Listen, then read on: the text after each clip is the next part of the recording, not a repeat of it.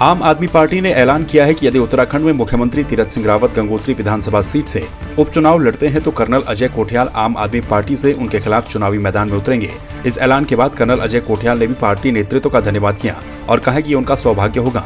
उन्होंने कहा कि वो गंगोत्री के इलाके में कई लोगों से मिले हैं जहाँ पर कि लोग बेहद दुखी हैं। उत्तराखंड नवनिर्माण का आम आदमी पार्टी ने एक संकल्प ले रखा है। इसी के तहत आज पार्टी ने एक अहम डिसीजन लिया है कि अगर गंगोत्री से उत्तराखंड के मुख्यमंत्री श्री तीरथ सिंह रावत जी विधानसभा का इलेक्शन लड़ते हैं तो कर्नल अजय कोठियाल आम आदमी पार्टी की से इस इलेक्शन में लड़ेगा उनके खिलाफ।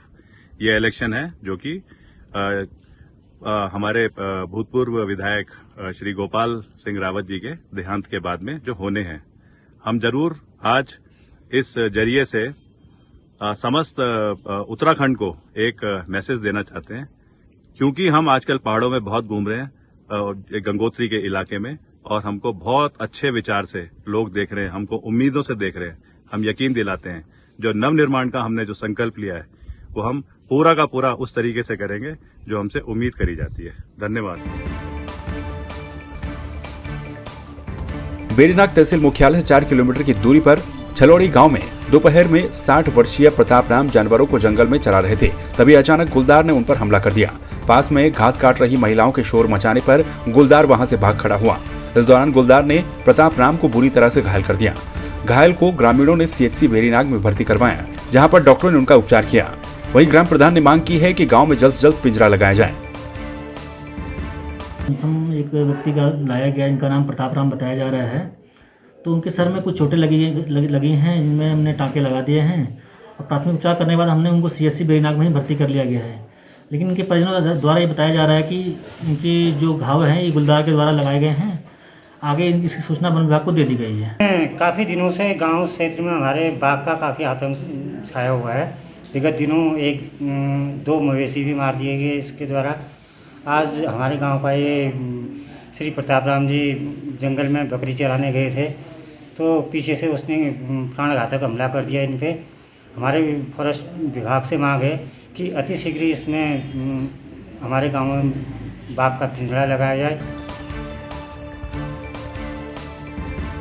रुद्रप्रयाग जनपद मुख्यालय के पास केदारनाथ हाईवे पर एक स्कूटी दुर्घटनाग्रस्त हो गई, जिसमें एक व्यक्ति की मौत हो गई। मौके पर आपदा प्रबंधन और पुलिस की टीम पहुंची और रेस्क्यू का काम किया गया।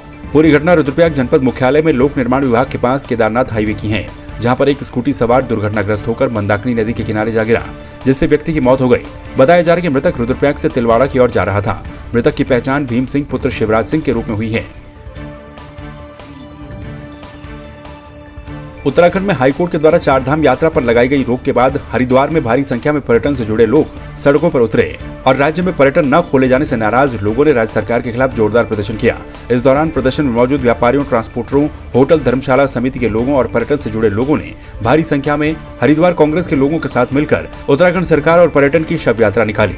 ये शव यात्रा राही मोटेल बस स्टेशन से लेकर खड़खड़ी शमशान घाट तक निकाली गई। व्यापारियों ने इस दौरान उत्तराखंड में पर्यटन बंद होने के लिए पूरी तरह से राज्य सरकार को दोषी करार दिया। उन्होंने कहा कि राज्य सरकार ने पर्यटन की हत्या की है।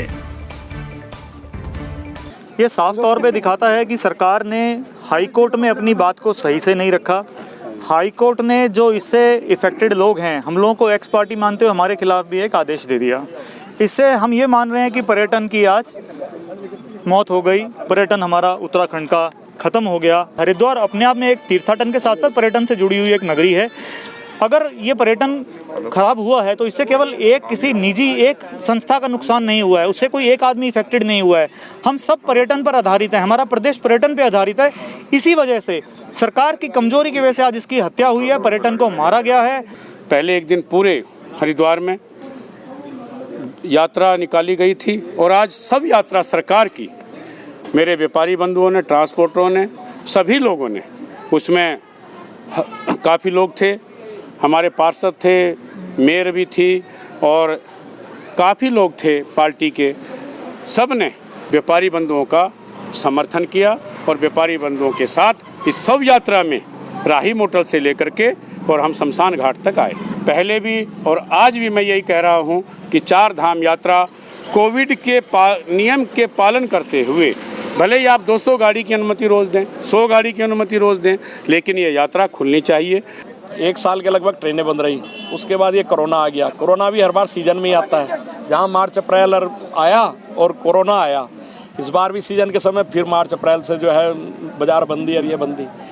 सरकार को ये सोचना चाहिए कि एक सहने की सीमा होती है, एक आदमी के पास जमा पूंजी की सीमा होती है। लोगों ने अपने कर्मचारी हटा दिए, चाहे वो होटल थे, चाहे वो रेस्टोरेंट थे, चाहे वो ट्रेवल्स वाले थे, चाहे बसों पे लोग थे, उन लोगों ने हटा दिए। अब वो जिएंगे कैसे, उनके पास रोजगार नहीं है। एक तरफ तो जो है पूरे भारत में ओपन हो गया, हिमाचल आज ओपन है, सारे में पंजाब ओपन है, दिल्ली ओपन है, महाराष्ट्र ओपन है, तो केवल उत्तराखंड में ही क्या हो रहा है।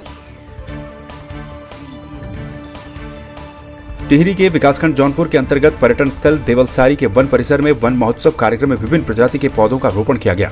वन पंचायत सरपंच एवं वन विभाग के कर्मचारी अधिकारियों तथा वन विश्राम भवन में आए अतिथि सुमित मलकी कर्नल के द्वारा वन महोत्सव कार्यक्रम में प्रतिभाग किया गया, जिसमें वन पंचायत सरपंचों को हरेला कार्यक्रम के तहत दिए गए लक्ष्य के सापेक्ष विभिन्न प्रजाति के 20 पौधे निःशुल्क वितरित किए गए। विश्व प्रसिद्ध फूलों की घाटी सैलानियों के लिए खोल दी गई है। हालांकि फूलों की घाटी आने के लिए सभी पर्यटकों को कोरोना नेगेटिव रिपोर्ट लानी होगी और नियमों का पालन भी करना होगा। उप वन संरक्षक नंद बल्लभ शर्मा ने कहा कि फूलों की घाटी खुल जाने के बाद अब स्थानीय लोगों की आस भी बढ़ी है।